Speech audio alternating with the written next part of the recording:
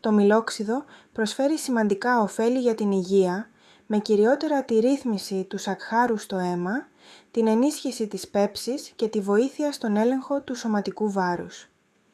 Οι περισσότερες από τις ευεργετικές του δράσεις αποδίδονται στο οξικό οξύ, καθώς και στα ένζημα και τα προβιωτικά που περιέχει όταν είναι ακατέργαστο, με τη μάνα του ξυδιού. Κύριες ιδιότητες και ωφέλη: ρύθμιση του σακχάρου, μειώνει τη γλυκόζη νηστείας και βελτιώνει την ευαισθησία στην ινσουλίνη μετά τα γεύματα. Διαχείριση βάρους, ενισχύει το αίσθημα κορεσμού, διεγείρει τον μεταβολισμό και βοηθά στην καύση λίπους.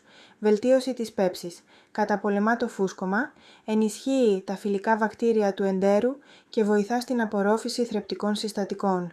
Αντιμικροβιακή δράση, εμποδίζει την ανάπτυξη παθογόνων μικροοργανισμών όπως το E. coli και χρησιμοποιείται παραδοσιακά για μολύνσεις ή ως φυσικό συντηρητικό.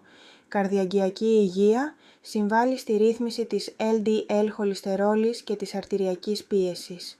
Λαμπερά μαλλιά και δέρμα, εξισορροπεί το pH του δέρματος και δρά ως φυσικό μαλακτικό για τα μαλλιά όταν διαλύεται σε νερό. Πώς να το καταναλώνετε με ασφάλεια? Για να αποφύγετε τη διάβρωση του σμάλτου των δοντιών ή τον ερεθισμό του στομάχου, ακολουθήστε τις οδηγίες χρήσης που προτείνουν ειδικοί, όπως οι διατροφολόγοι.